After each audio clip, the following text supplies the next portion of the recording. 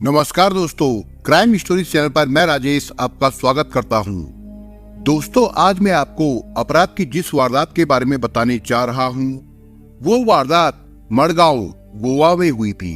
तो चलिए दोस्तों, जानते हैं इस वारदात के बारे में। बात 7 जून 2019 की है। उस समय सुबह के यही कोई 4 बजे थे।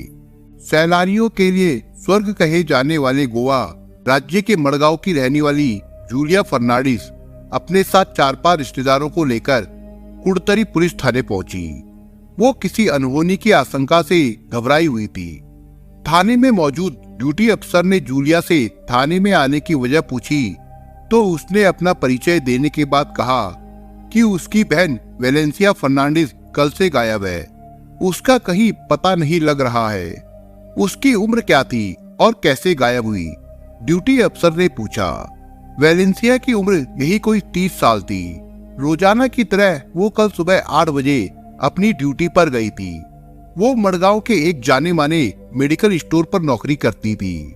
अपनी ड्यूटी पर जाते समय वेलेंसिया काफी खुश थी, क्योंकि आज से 10 दिन बाद उसका जन्मदिन आने वाला था। उनका परिवार उसके जन्मदिन की पार्टी धूमधाम से मनाता था। घर से निकलते समय वो कहकर गई थी कि आज उसे घर लौटने में देर हो जाएगी, फिर भी वो 9 बजे तक घर वापस आ जाएगी। उसका कहना था कि ड्यूटी के बाद वो मॉल जाकर जन्मदिन की पार्टी की शॉपिंग करेगी, मगर ऐसा नहीं हुआ। रात 9 बजे के बाद भी जब वेलेंसिया नहीं आई तो घर वालों की चिंता बढ़ गई। उसके मोबाइल नंबर पर फोन किया गया तो उसका फोन नहीं मिला। इसके बाद सारे नाते रिश्तेदारों और उसकी सभी सहेलियों को फोन करके उसके बारे में पूछा गया, लेकिन कहीं से भी उसके बारे में कोई जानकारी नहीं मिली। जूलिया फर्नांडिस और उनके साथ आए रिश्तेदारों की सारी बातें सुनकर ड्यूटी अफसर ने वेलेंसिया फर्नांडिस की गुमशुदगी की सूचना दर्ज कर इसकी जानकारी अपने वरिष्ठ अधिकारियों के साथ साथ पुलिस कंट्रोल रूम को भी दे दी। इसके बाद उन्होंने वेलेंसिया का फोटो लेने के बाद आश्वासन दिया कि पुलिस वेलेंसिया को खोजने की पूरी कोशिश करेगी। वेलेंसिया की गुमशुदगी की शिकायत को अभी 4 घंटे भी नहीं हुए थे कि वेलेंसिया के परिवार वालों को उसके बारे में जो खबर मिली उसे सुनकर पूरा परिवार हिल गया। दरअसल सुबह सुबह वायना के कुड़तरी पुलिस थाने से लगभग 7 किलोमीटर दूर रिवन गांव के जंगल में कुछ लोगों ने सफेद रंग की चादर में एक शव देखा।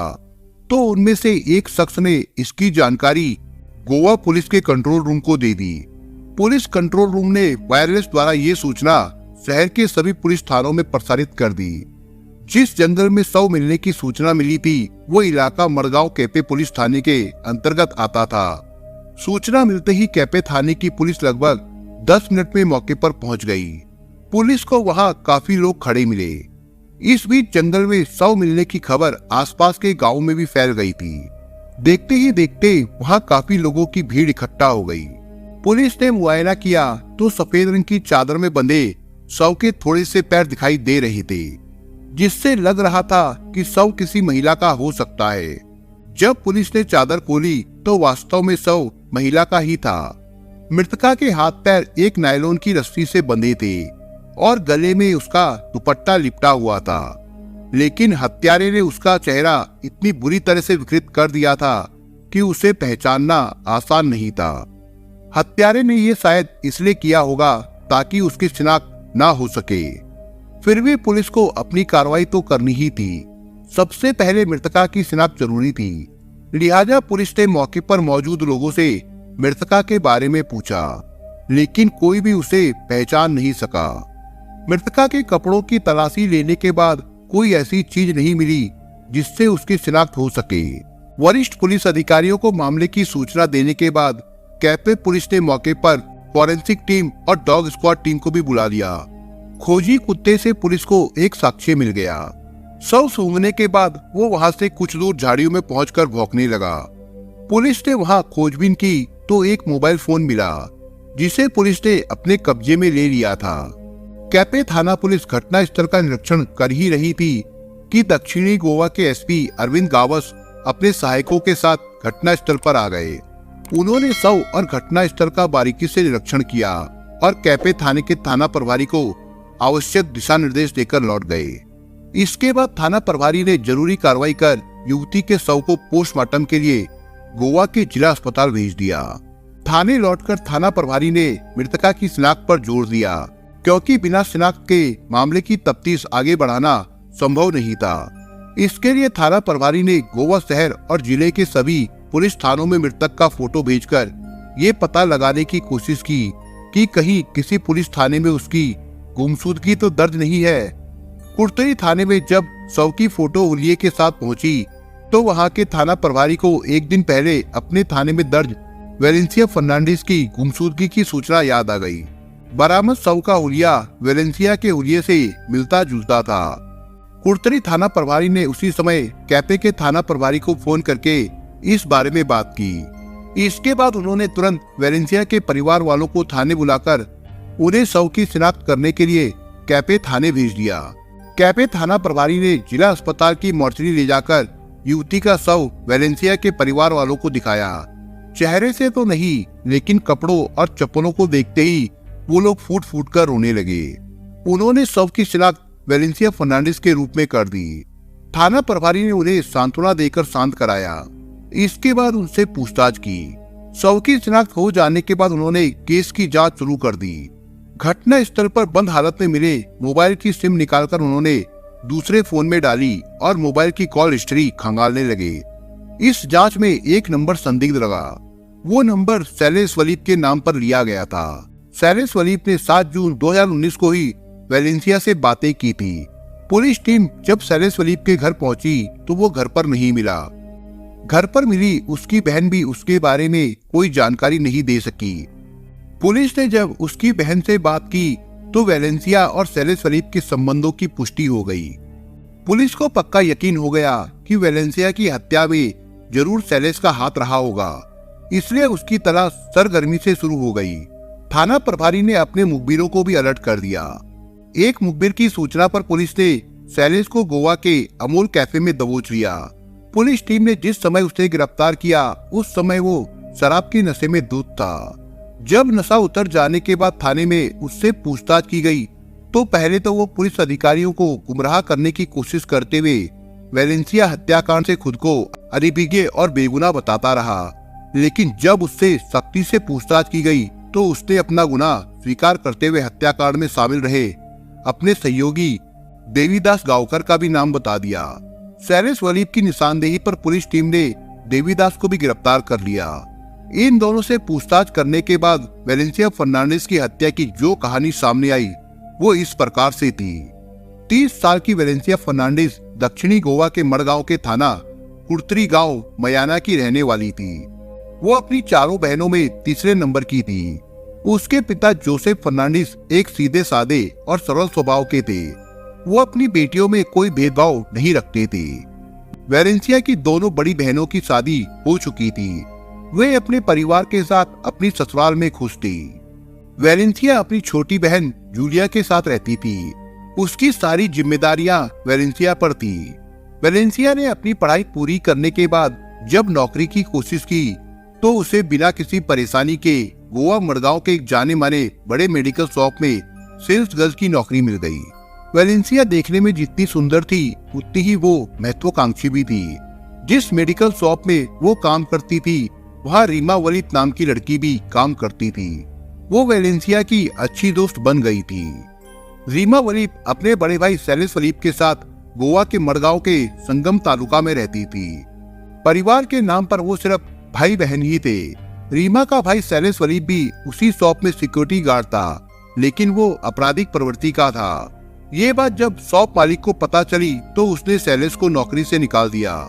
इसके बाद वो घर पर ही रहने लगा। उसका सारा खर्चा रीमा ही उठाती थी। वो बहन से पैसे लेता और सारा दिन अपने आवारा दोस्तों के साथ इधर उधर मटर गश्ती करता था। कभी कभी वो बहन रीमा से मिलने मेडिकल शॉप भी जाता था। वहीं पर उसकी मुलाकात वेलेंसिया फर्नांडिस से हुई थी। पहली ही नजर में वो उस पर फिदा हो गया था। चूंकि उसकी बहन रीमा की दोस्ती वेलेंसिया से थी, इसलिए उसे वेलेंसिया के करीब आने में अधिक समय नहीं लगा।